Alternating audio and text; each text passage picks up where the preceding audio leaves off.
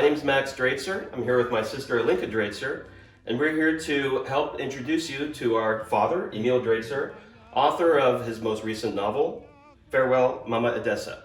This is a novel, long time coming, Dad. What was the reason? I was a 1-year-old, and why'd we leave? Anybody who lived in the Soviet Union in my time would want to leave.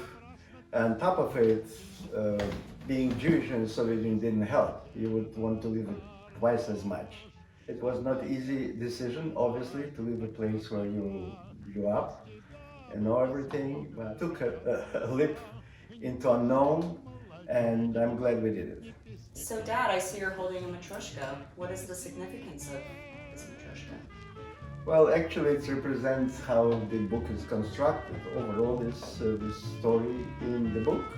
However, inside is a story of basically my story of going through immigration.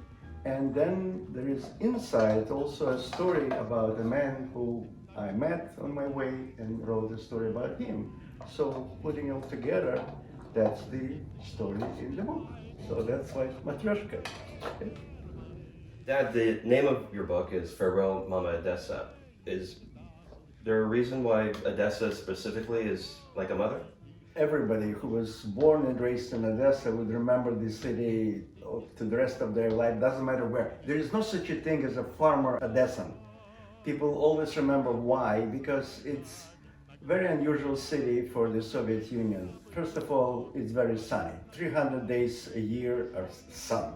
Secondly, it looks like little Paris. When I came to Paris for the first time, I saw it in Odessa. Why? Because Odessa was constructed by French architects. They were invited by Catherine the Great to build this city, and that's why it looks like Paris. And so the world, secondly, Odessa is like New York. People of so many nationalities live there.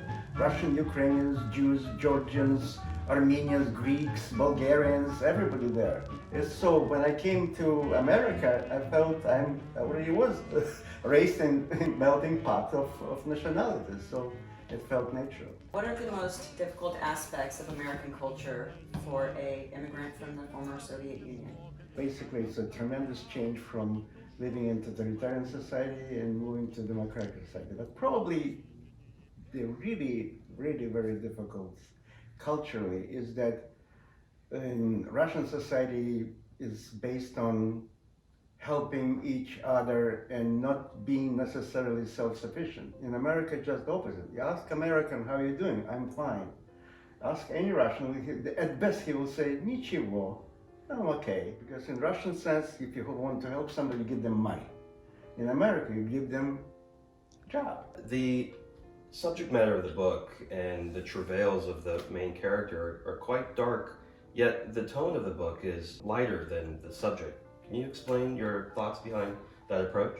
Drama delayed in time becomes comedy. It means it was not funny at all when we went through all these travails and difficulties, but it was not time for a smile. But later now, it's all over 40 years as I came to America, looking back, many aspects of it sounds funny. There were many kind of amusing moments because coming from totalitarian country, for example, we couldn't understand how come the president of the country, at that time Nixon was deposed from his post, how come he's the president? So obviously he can do whatever he wants. That's our thinking. Now when you look at it, of course, it's funny. On the whole, how did immigrants from the Soviet Union fare in their lives in America? Russian Jewish immigrants group is the most successful group for at least for half a decade. And there is a reason for that, because many of them came with higher education, but they were not properly employed. Their talents were not drawn by the state because of the state antisemitism and other disadvantages. Inventors of Google, WhatsApp, PayPal, they're all children of this wave of immigration. Why was this book dedicated to Cy Frumkin and Zev Yaroslavsky? Because there were two Americans who became my friends, and they were very active in Los Angeles area where we landed in the movement that's called now Soviet Jewry movement, which was one of the most successful human rights movement in the history of humanity, probably, because at that time, not governments, but students, but regular people, in kind of a campaign to pressure Soviet Union to allow immigration of Jews from the Soviet Union, and through them, I wanted to say thank you to all other people who took part in it.